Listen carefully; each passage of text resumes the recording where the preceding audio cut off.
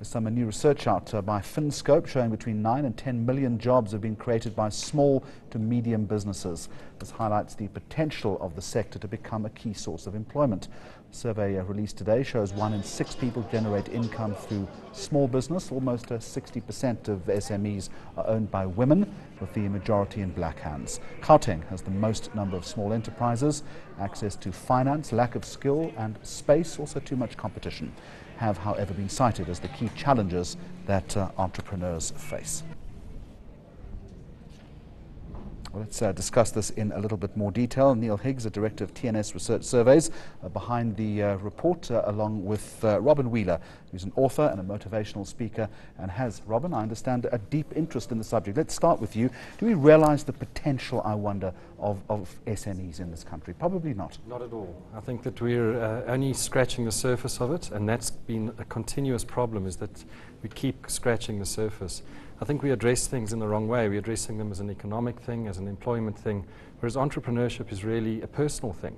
People need to connect with who they are, what the world needs, and see an alignment of those two things. How do we lower those barriers to entry then? Well, people need to find that themselves. You know, if we're educating people by putting them in rows and in school uniforms and then expecting them to be innovative, there's a barrier there. So society needs to evolve quite quickly, and I think it's in the hands of the individual rather than the system. Neil Higgs, 1 in 6 adults we mentioned is a small business owner. What do we read into that number? Well, for a start, I think it's much bigger than people thought, Jeremy. It represents 6 million small businesses, and as you said, employing 9 million people. The problem is, though, is that 41% of those businesses are there because they can't find alternative work. So I'm not sure if they're entrepreneurs in the true sense. It's business by desperation. It's business by desperation, exactly. But half did see an opportunity or the opportunity to make more money.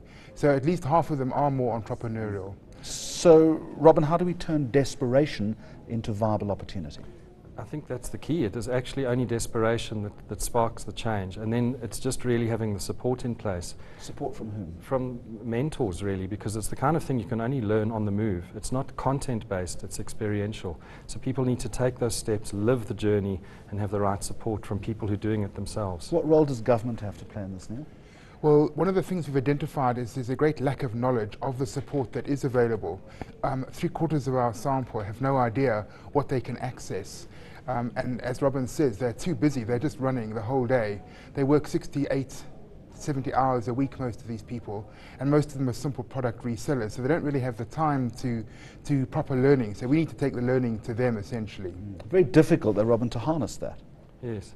But with the right insight, I think also people have been geared towards employment for so long, and our mentality keeps us stuck that way. But geared to formal employment. Formal in other words, go out and get a job where someone will pay you. Yes, and you fit into a structure and you do what you're told. But to innovate, you really need to bring who you are to what you do, and that's where the shift comes in. So that's where the individual who's tired of their job or who's already started something small and starts to realize they want to grow it, digs deep within themselves and takes those bold steps. And much of this, Neil Higgs, you say in the survey, tends to be focused on women in this country.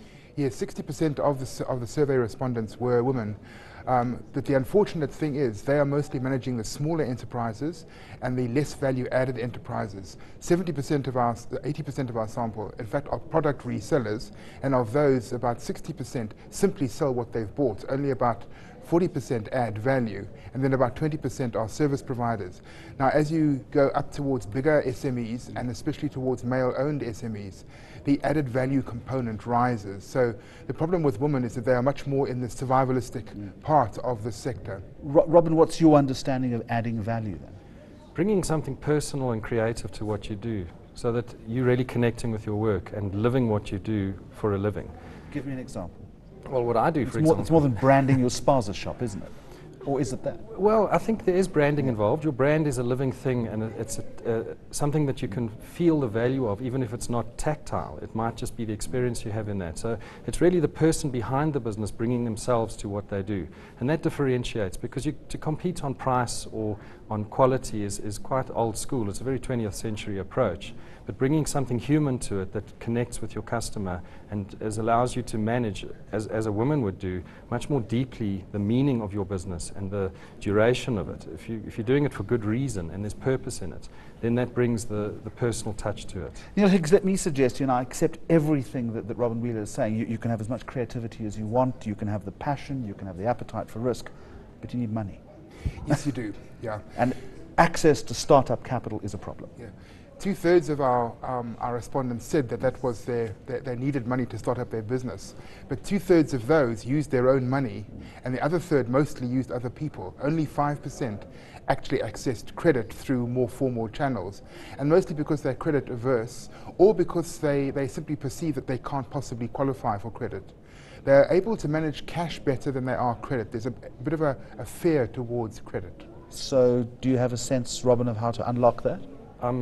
Nodding, because that's exactly the case. Entrepreneurship is personal, so you'll borrow the money from someone you know, you'll invest your savings or your pension or your inheritance into it, and you'll take that risk and you'll see it through, and you'll borrow from family members. And that again is a case of the banks aren't really interested in entering into that kind of understanding of what entrepreneurship's really about.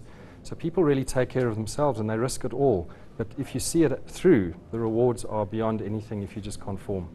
Neil, do you have a sense of the future? And for instance, let me rephrase that as a start. Do we know what this sector is contributing to GDP in this country? This has been a question I've been asked a number of times today.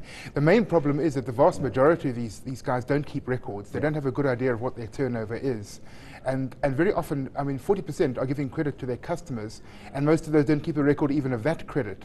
So to work out that contribution is quite hard. I don't think it's as high as some estimates have said, like 40 or 50% of GDP. I can't believe it's that high.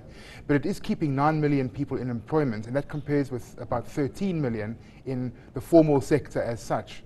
So it's a big contribution to the social fabric and to poverty alleviation. So what I was going to ask you is, can you indulge in some predictive analysis here as to where this might be going? Well, the interest we had today in the launch of this SME data shows that there is huge motivation to get the sector up to the next level. And I think the critical thing is to bear in mind that they can't come to where the information and the banking services are. Those have to go to them. And I do believe there's a strong focus. The DTI was there, and they have the intention to double the contribution this sector makes in the next few years. And I think it's doable. Robin Wheeler, author, motivational speaker, thank you. Neil Higgs from TNS Research Surveys. Appreciate your time here on Newsnight.